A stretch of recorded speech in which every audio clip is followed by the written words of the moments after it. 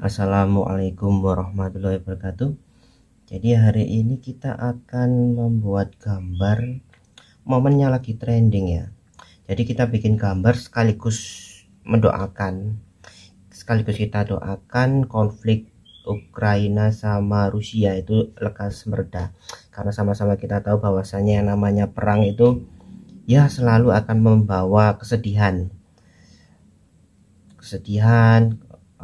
kerugian materi, hilangnya korban jiwa, dan lain dampak buruk yang lainnya kayak gitu. Itu sebabnya aku bikin gambar Zelensky sama Putin ini, mereka bestie ya. Bestie artinya mereka berteman kayak gitu ya. Sekaligus doa deh ini buat ya supaya konfliknya lekas mereda kayak gitu. Jadi seperti yang kita tahu ya, perang Rusia Ukraina ini berlangsung sejak 24 Februari kemarin sampai hari ini. Tanggal 3 Maret 2022. Dan yang pasti perang ini sudah menimbulkan banyak korban jiwa ya di kedua belah pihak, baik itu tentara maupun korban sipil warga Ukraina tentunya.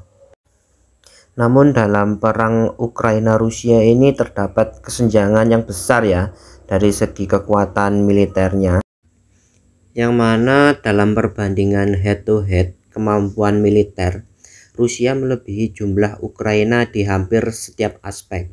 Dan jika dilihat dari data global firepower, Rusia merupakan negara paling kuat kedua secara militer.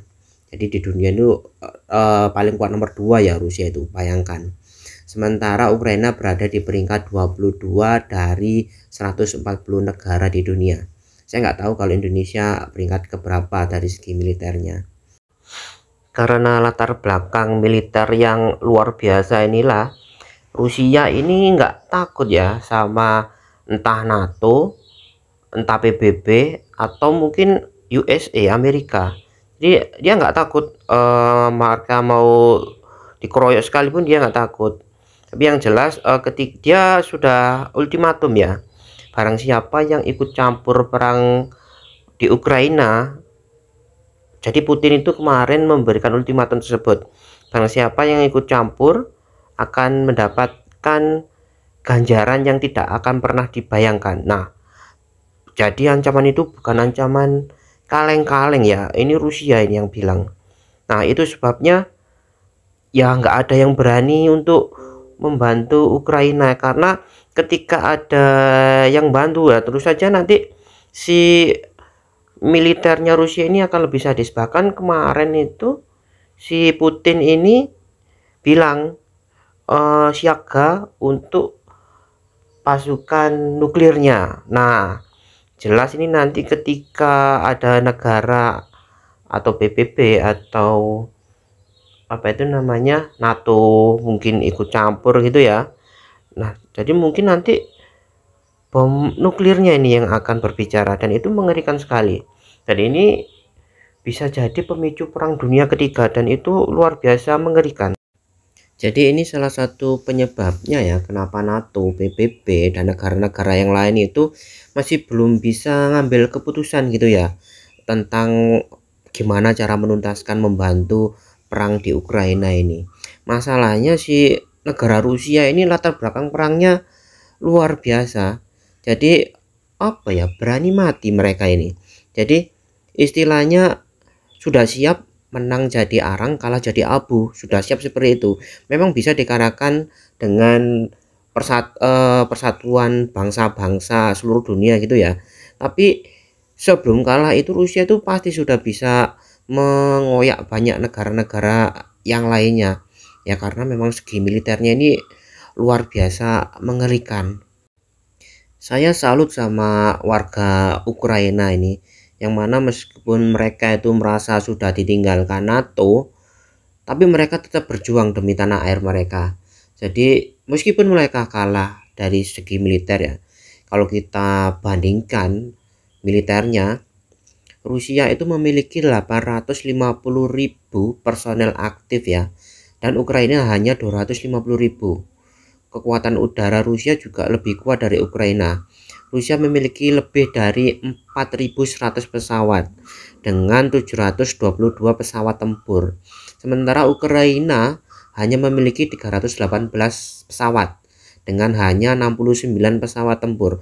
Masih ingatkah kalian kemarin itu pesawat Antonov, pesawat terbesar di dunia milik si Ukraina ini, itu dibom sama Rusia, dan itu tentu saja dampak ekonominya, kerugiannya itu luar biasa besar sekali, luar biasa besar sekali.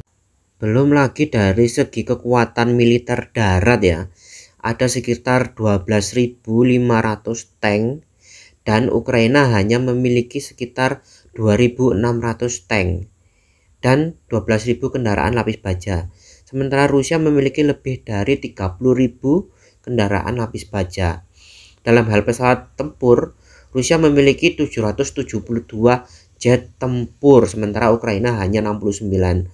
Bisa dibayangkan perbedaan militernya itu signifikan sekali.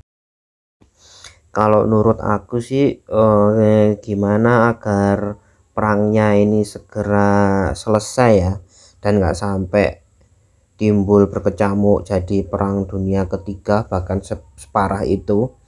Jadi ya mungkin Rusia bisa ngalah ya, bisa ngalah, yang mana memenuhi salah satu tuntutan Vladimir Putin ini, bahwasanya Ukraina diminta mengakui secara resmi kontrol Rusia atas Crimea.